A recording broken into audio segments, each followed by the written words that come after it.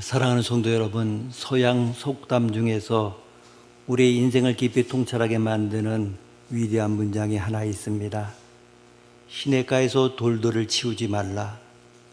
걸린다고 해서 돌들을 다 치워버리면 시내는 아름다운 노래를 잃어버린다. 우리는 흔히 인생에 돌멩이가 없기를 바랍니다. 내 앞길을 가로막는 장애물, 나를 아프게 하는 고난의 돌멩이가 모두 사라져야 탄탄대로가 열리고 행복할 것이라고 믿습니다. 돌멩이가 물길을 막고 있으니까 부딪히고 시끄러운 소리가 나고 인생이 고달픈 줄 그렇게 알고 있습니다. 그러나 그렇지가 않습니다. 그 뾰족하고 거친 돌들이 내 바닥에 버티고 있기 때문에 흘러가던 시냇물이 그 돌에 부딪히고 깨지면서 비로소 맑고 청아한 자연의 교향곡을 만들어내는 것입니다. 만약 돌들을 다 치워버린다고 한다면 그 시냇가는 노래를 잃어버리고 맙니다. 그냥 밋밋하게 흐르다가 결국 잡초만 무성하고 고인물이 되거나 메말라 버릴 것입니다. 오늘 우리가 맞이한 베드로전서의 말씀이 바로 이러한 위대한 진리를 선포하고 있습니다. 이 편지가 기록될 당시에 초대교회 성도들은 네로 황제의 잔혹한 박해와 고난이라고 하는 거대한 돌멩이에 부딪히고 있었습니다. 예수 그리스도를 믿는다는 이유 하나만으로 재산이 몰수당하고 카타콤이라고 하는 지하 무덤으로 숨어들어야 했고, 때로는 사자의 밥이 되거나 인간 횃불이 되어 죽어가던 처절한 절망의 때였습니다. 금방이라도 깨질 것 같은 절망 속에서 사도 베드로는 성도들 향하여 원망이나 불평을 쏟아내지 않습니다. 오히려 그 거친 돌멩이에 부딪혀 흘러나오는 위대한 찬송의 노래를 주님의 백성들의 가슴에 심어주고 있습니다. 오늘 2026년 6월에 신자유주의 시대를 살아가는 우리 역시 마찬가지입니다. 우리는 사자굴에 던져지진 않았습니다마는 수많은 세속주의와 물질 만능주의, 그리고 우리의 믿음을 캐캐 묵은 가치로 조롱하는 눈에 보이지 않는 거대한 돌멩이 앞에 서 있습니다.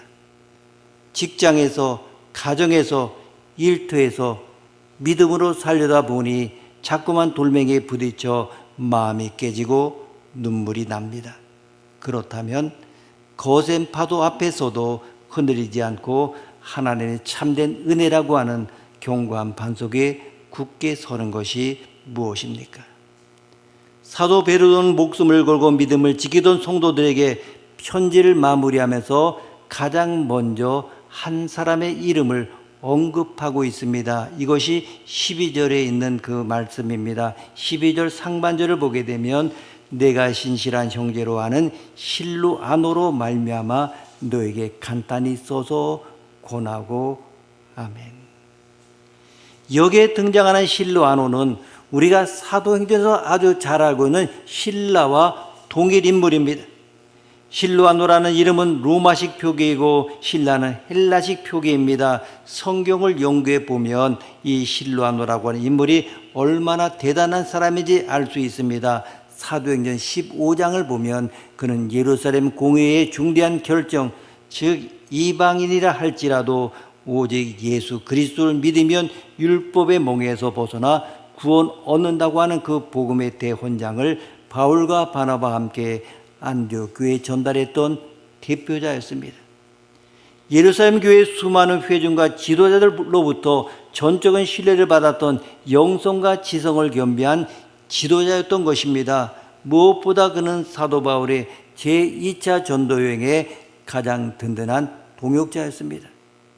바울의 제1차 전도 여행 때 중도와 제던 마가 요한 때문에 바나바와 심하게 다투고 갈라섰을 때에 바울이 마가 대신 목숨 걸고 선택한 인물이 바로 실라였습니다. 빌립보 감옥에서 오그라의 누명을 쓰고 온몸이 피투성이가 되도록 매를 맞았을 때를 여러분 기억하십니까? 차가운 지하 감옥에 갇혀 발에는 착고에 채여서 피가 통하지 않은 고통 속에서도 한밤중에 바울의 곁에서 함께 여호와 하나님을 찬양하고 기도하여 옥토를 흔들었던 인물이 바로 이 신라였습니다. 그런데 오늘 본문을 보십시오. 위대한 사도 바울의 전형 동역자처럼 보았던 이 신라가 이제는 바울이 순교의 길을 향해 로마로 떠난 뒤에 당시 소아시아 지방 지금의 터키의 갑바도기아 땅에서 목회하던 사도 베드로의 곁에 서 있습니다. 그리고 베드로를 도와서 이 위대한 베드로 전서를 대필하고 성도에게 전달하는 신실한 형제로 등장을 합니다. 학자들은 바울이 로마 감옥에 갇히게 되자 신라가 복음의 공백을 메우기 위해서 지성적이고 학식 있는 동역자가 절실히 필요했던 어부 출신 베드로에게 찾아가 자원하여 그의 수족이 되었을 것이라고 주장을 합니다.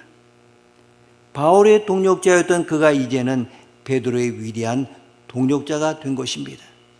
여러분, 여기서 베드로가 실로아노로 수식할 때에 사용한 단어를 주목하십시오. 내가 신실한 형제로 하는 실로아노, 여기 신실한에 해당되는 헬라어 피스토의 원형은 피스토스입니다. 이는 믿음이라는 단어와 어원이 같습니다. 즉 성경이 말하는 신실함이라고 하는 것은 내 감정이나 기분에 따라 움직이는 것이 아닙니다. 내게 이익이 되느냐 손해가 되느냐에 따라서 태도를 바꾸는 것이 아닙니다. 오직 하나님을 향한 절대적인 믿음 때문에 처음과 끝이 똑같은 상태를 의미합니다. 어떤 환경에 처하든지 어떤 사람을 만나든지 그 마음의 중심이 변하지 않는 사람입니다. 우리 인간은 참으로 쉽게 변합니다. 상황에 따라 변하고 돈에 따라 바뀌고 그리고 시대의 주류에 따라서 너무너무 쉽게 변질됩니다. 그러나 이 신라를 보십시오. 그는 예루살렘 교회 평신도 지도자로 있을 때도 신실했습니다. 바울과 함께 감옥에 갇혀 죽을 고비를 넘길 때도 신실했습니다. 그리고 노년의 베드로와 함께 이름도 없는 소아시아에 핍박받는 성도를 섬길 때도 그는 변함없이 신실했습니다. 그는 오직 예수 그리스도의 복음만을 위하여 평생을 한결같이 살았습니다. 베드로뿐만 아니라 이 편지를 받는 모든 초대교회 성도들이 실로아노라고 하는 이름 석자만 들으면 그분은 참으로 신실한 분이야 라고 고개를 끄덕였습니다. 오늘 이 시간 우리 자신에게 진지하게 한번 질문을 던져보십시오. 세상 사람들은 그리고 우리 교회 성도들은 나를 어떤 사람으로 기억하고 있을까? 나의 인생을 한마디로 평가해 달라고 한다면 사람들은 무엇이라 말할 것인가? 혹시 이익을 따지는데 계산이 빠른 사람? 야곱처럼 자기 목적을 위해 남을 속이는 사람? 아니면 나에게 유리한 쪽으로 여기 붙었다 저기 붙었다 하는 박쥐 같은 사람으로 평가되고 있지는 않습니까? 독일의 한 깊은 산속 마을에는 100년이 넘도록 대를 이어서 명품 바이올린을 만드는 노장인이 있었습니다. 그의 손을 거쳐 나온 악기들은 수억 원을 호가했고 전 세계 독주가들이 그 악기를 구하기 위하여 줄을 섰습니다. 어느 날 한 젊은 제자가 그를 찾아가 물었습니다. 스승님, 대체 어떤 비결이 있기에 세월이 흘러도 변하지 않고 가장 아름다운 소리를 만들어내는 바이올린을 만드십니까? 무슨 특별한 기술이 있습니까? 이렇게 물었습니다. 노장인은 빙그레 웃으면서 마당 구석에 비바람과 눈보라를 고스란히 맞으며 쌓여있는 거친 나무 더미를 가리켰습니다. 특별한 기술이 아니라 저 가뭄비 나무 덕분이라네. 저 나무들은 겨울이면 영하 30도까지 떨어지고 매서운 칼바람이 불어오는 알프스 높은 산맥의 바위틈에서 자란 나무들이야. 따뜻하고 영양이 풍부한 온실에서 자란 나무들은 속도는 빠르지만 결은 무르고 습도에 따라 쉽게 뒤틀리네. 하지만 혹독한 추위를 견디는 저 나무들은 살아남기 위해 스스로 세포를 단단하게 응축을 시켜 그래서 100년이 지나도 어떤 기후 변화 속에서도 나무의 밀도가 변하지 않고 처음의 상태를 유지하지 그 변함없는 신실함이 가장 아름다운 소리를 만들어 내는 것이네. 여러분, 분명히 기억해야 합니다. 하나님의 나라라고 하는 것은 머리가 좋고 계산이 빠른 사람을 통하여 세워지는 것이 아닙니다. 온실 속의 화초처럼 환경이 좋을 때만 반짝 일하다가 그만큼 시험이 오게 되면 거친 바람에 불면 뒤틀려 버리는 사람이 아니라 혹한의 추위 속에서 밀도를 유지하는 가뭄의 나무처럼 한결같은 사람을 통하여 세워진다고 하는 것입니다. 남이 알아주지 않아도 힘들고 어려운 인생의 교훈을 만나도 변함없이 주님의 맡겨주신 예배의 자리, 기도의 자리, 봉사의 자리를 묵묵히 지켜가는 실로아와 같은 신실한 성도들을 통하여 교회가 세워져 간다는 것입니다. 사도 베드로는 고난 중에 흔들리는 성도들에게 이 편지를 쓴 목적을 12절 하반절에 단호하고 명확하게 선포하고 있습니다. 이것이 하나님의 참된 은혜임을 증언하노니 너희는 이 은혜에 굳게 서라. 아멘. 사도 베드로가 굳이 이 은혜라는 단어 앞에 참된이라고 하는 수식어를 붙인 이유를 우리는 깊이 묵상을 해야 합니다.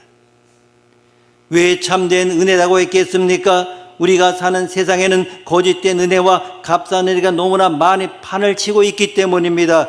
20세기 영적 고성인 디트리드 보네프 목사는 나치 정권에 저항하며 교회가 타락한 원인을 한마디로 진단했습니다. 바로 교회가 값싼 은혜를 팔아먹고 있다는 것이었습니다. 보네프는 이렇게 말했습니다. 회개 없는 용서, 마음에 애통함이 없는 고백, 십자가의 결단이 없는 세례, 삶의 희생 없는 제자들은 다 가짜요 값싼 은혜다. 오늘 이 시대를 보게 되면 번영 신학의 판을 칩니다. 기복주의가 바로 이 값싼 은혜의 전형입니다. 예수 그리스도의 보혈의 능력과 거룩한 삶의 변화는 가르치지 않고 그저 교회만 나면 세상에서 출세하고 돈 잘 벌고 병 안 걸리고 만사 형통한다고 하는 달콤한 사탕만을 던져주는 것, 이것은 성경이 말하는 은혜가 아니라 마약과 같은 거짓된 은혜입니다. 그렇다면 사도 베드로가 온몸으로 증언하고 있는 하나님의 참된 은혜란 무엇입니까? 본문의 앞절인 베드로전서 5장 10절 말씀을 보면 거기서 참된 은혜의 세 가지 차원의 위대한 것을 발견하게 됩니다. 모든 은혜의 하나님 고 그리스도 안에서 너희를 부르사 자기의 영원한 영광에 들어가게 하시니가 잠깐 고난을 당한 너희를 친히 온전하게 하시며 굳건하게 하시며 강하게 하시며 터를 견고하게 하시리라. 아멘. 첫째로 참된 은혜는 부르심의 은혜입니다. 하나님은 과거에 그리스도 밖에 있었던 우리, 세상의 죄악 속에서 방황하며 영원한 심판에게 달려가던 소망 없는 우리를 아무런 대가 없이 오직 주님의 전적인 자비하심으로 너는 내 것이라 이렇게 불러주셨습니다. 로마서 1장에서 사도 바울이 고백한 것처럼 우리는 예수 그리스도의 것으로 성도로 부르심을 받은 자들입니다. 사도 바울은 고린도전서 1장에서 우리의 부르심의 면면을 이렇게 이야기합니다. 형제들아 너희를 부르심을 보라. 육체를 따라 지혜로운 자가 많지 아니하며 능한 자가 많지 아니하며 문벌 좋은 자가 많지 아니하도다. 여러분, 이 세상을 바라보면 잘나고 똑똑하고 배경이 좋은 사람을 스카우트합니다마는 우리 하나님은 미련하고 약하고 천한 우리를 불러 구원하셨습니다. 왜 그렇게 하셨습니까? 이는 아무 육체도 하나님 앞에서 자랑하지 못하게 하심이라 오직 나의 나된 것이 전적인 하나님의 은혜임을 고백하게 하려는 부르심, 이것이 참된 은혜의 시작입니다. 두 번째로 참된 은혜는 영원한 영광에 들어가게 하시는 은혜입니다. 하나님이 우리를 구원하시고 불러주신 궁극적인 목적은 단순히 이 땅에서 잠깐 잘 먹고 잘 살다가 흙으로 돌아가게 하려 하심이 아닙니다. 하나님의 목적은 이것입니다. 자기의 영원한 영광에 들어가게 하시는 것입니다. 사도 바울은 디모데후서 2장 10절에서 이것을 그리스도 예수 안에 있는 구원을 영원한 영광과 함께 받게 하려 함이라고 했습니다. 우리가 장차 들어갈 하나님의 나라는 죄와 죽음과 눈물이 없는 것입니다. 예수님이 하나님의 아들로서 누리시는 그 찬란한 천국의 영광을 우리도 상속자로서 함께 누리게 하시는 은혜입니다. 여러분 분명히 기억하십시오. 이 땅의 영광은 영원하지 않습니다. 아무리 화려한 권력도 수백억의 자산도 세상의 인기와 미모도 불의 꽃과 같습니다. 베드로전서 1장 24절의 선포를 기억하십시오. 모든 육체는 풀과 같고 그 모든 영광은 불의 꽃과 같으니 푸른 마르고 꽃은 떨어지되 오직 주의 말씀은 세세토록 있도다. 아멘. 참된 은혜는 썩어질 세상 영광에 목숨 걸지 않고 영원한 하늘의 영광을 바라보게 만듭니다. 세 번째로 가장 역설적이게도 참된 은혜는 바로 고난의 은혜입니다. 우리는 과거에 부르심의 은혜를 받았습니다. 그리고 그 미래의 영원한 영광에 들어갈 은혜를 보장받았습니다. 그렇다면 여러분 대답해 보십시오. 과거의 부르심과 미래의 영원한 영광 사이를 지나고 있는 지금 현재라는 이 삶의 자리에서 그리스도인들이 필연적으로 마주해야 하는 은혜는 무엇입니까? 베드로는 그것을 잠깐 고난을 당한 노이라고 선포합니다. 고난의 은혜라니요. 고난이 어떻게 은혜입니까? 이 무슨 황당한 말입니까? 그러나 성경은 명확히 답합니다. 우리가 장차 누릴 천국의 영광에 비하면 이 땅의 박해한 눈물과 아픔은 잠깐 지나가는 안개에 불과하기 때문입니다. 사도 바울은 로마서 8장 18절에서 위대한 선포를 남겼습니다. 생각하건대 현재의 고난은 장차 우리에게 나타날 영광과 비교할 수 없도다. 아멘. 또한 고난은 우리에게 엄청난 영적 유익을 가져다 줍니다. 고난을 통과할 때 비로소 우리는 교만의 자리에서 내려와서 하나님의 음성에 귀를 기울이게 됩니다. C.S. 루이스는 고난은 귀먹은 세상을 깨우시는 하나님의 확성기라고 했습니다. 평안할 때는 하나님을 찾지 않던 인간이 삶이 깨지고 사막을 만날 때 비로소 무릎을 꿇기 때문입니다. 주님은 고난을 통하여 우리를 친히 온전하게 하시며 굳건하게 하시며 강하게 하시며 터를 견고하게 하십니다. 고난이라고 하는 혹독한 풀무불을 통과해야만 불순물이 빠진 정금 같은 믿음이 나오기 때문입니다. 한 시각장애인 어머니가 홀로 어린 아들을 키우기 위하여 평생을 바쳤습니다. 어머니는 아들의 학비를 벌고 생계를 유지하기 위해서 매일 새벽 차가운 시작 마당에 나가서 온갖 허드레를 도맡아 했습니다. 거친 생선가시에 손을 찔리고 겨울마다 살이 터져 피가 흘렀지만은 연고 하나 제대로 바르지 못하고 매일 손을 놀려야 했습니다. 세월이 흘러서 아들이 사춘기가 되었을 때 아들은 친구 앞에서 어머니 그 거칠고 가라진 손이 너무나 부끄러웠습니다. 그래서 길에서 어머니를 만나도 모른 척 지나쳤고 어머니가 손을 잡으려 할 때마다 거칠게 그 손을 뿌리쳤습니다. 그리고 이제 아들이 대학을 졸업하던 날 그는 집안 깊숙한 곳에서 어머니가 평생 자신을 위해 적어 내려간 낡은 기도 노트를 발견을 했습니다. 눈에 보이지 않아서 한 줄 한 줄 삐뚤삐뚤하게 적힌 글자들 위에는 어머니의 눈물 자국이 얼룩져 있었고, 아들의 이름을 적어 내려간 종이 끝은 어머니의 거친 손가락으로 수천 번을 어루만져 달아 있었습니다.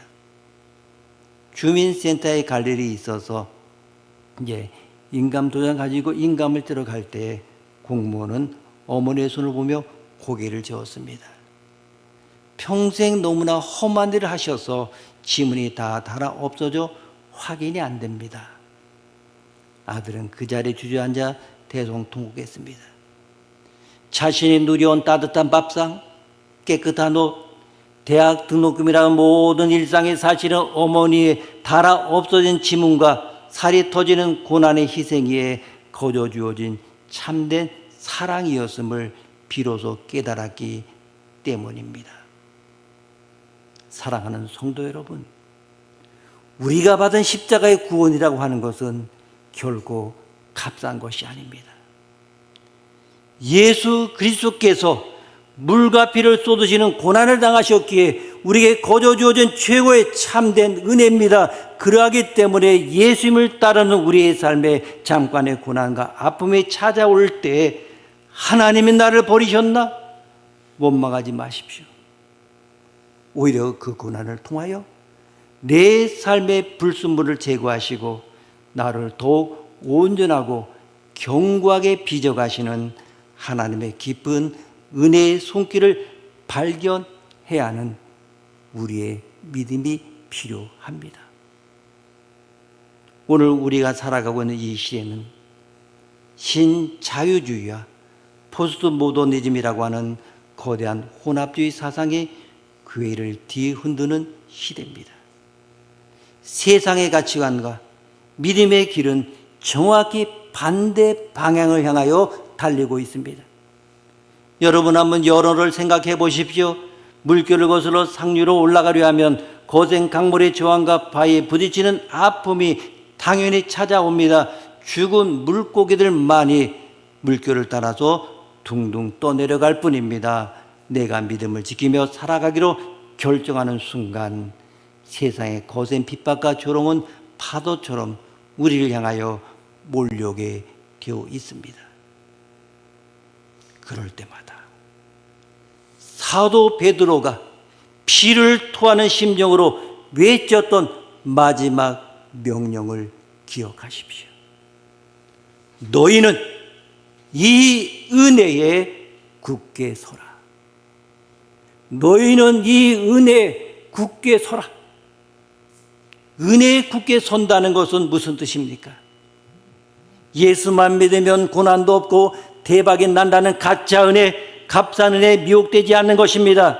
죄를 지어도 회개할 필요가 없다고 말하는 도덕 폐기론자들의 거짓된 교훈에 흔들리지 않는 것입니다.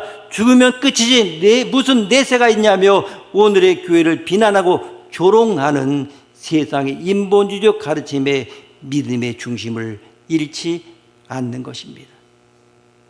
세상의 출세가 아무리 화려해 보이고 세상의 즐거움이 영원할 것처럼 유혹해도 그것은 잠깐의 불의 꽃일 뿐이고 우리가 장차 그리스도와 함께 누릴 천국의 영광은 영원한 것임을 기억하며 발을 단단히 디디는 것입니다. 북해에 거친 바다 한가운데 깎아지는 절벽 위에 외딴 등대가 있었습니다. 어느 겨울밤 역사상 유례없는 강력한 폭풍우가 몰아쳤습니다. 거대한 파도가 등대를 집어삼키듯 몰려왔고 급기야 벼락의 등대 발전기를 강타해서 모든 전기가 끊어졌습니다. 등대의 거대한 불빛이 꺼져버린 것입니다. 당시 바다 저편은 수백 명의 승객을 태운 대형 여객선이 등대의 불빛만을 의지한 채 암초 지대를 향하여 달려오고 있었습니다. 불을 밝히지 않으면 그 배는 암초에 부딪혀서 몰살당한 위기였습니다. 늙은 등대지기는 온몸이 떨리는 고통 속에서 마지막 남은 성냥갑 하나를 쥐고 깨진 창문 사이로 휘몰아치는 그 바람을 뚫고 등대 꼭대기 등잔을 향하여 기어 나갔습니다. 성냥불을 켜는 순간 창틀 사이로 불어오는 칼바람이 불씨를 태우기 전에 다 꺼버렸습니다. 성냥은 이제 단 한 개밖에 남지 않았습니다.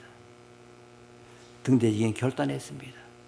그는 자신의 늙은 몸을 던져서 깨진 창문 틈을 온전히 막았었습니다. 거친 바람과 깨진 유리 조각이 그의 살을 찢고 파고들었지만은 그는 비명을 지르는 대신에 자신의 가슴품 안에서 마지막 성냥을 그었습니다.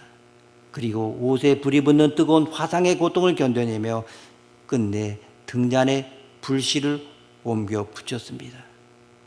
칠흑 같던 바다에 거대한 빛이 다시 피어올랐고 여객선은 무사히 암초를 피해서 항구로 들어왔습니다.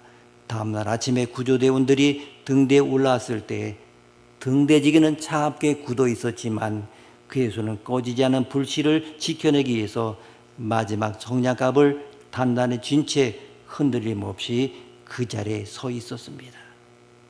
여러분, 세상의 거센 바람이 여러분의 믿음의 불씨를 끄려고 사방에서 몰려오고 있습니까? 고난의 칼반에 불어올 때 세상과 타협하며 뒤로 물러서지 마십시오. 여러분의 온 삶을 던져 참된 은혜의 불씨를 지켜내십시오.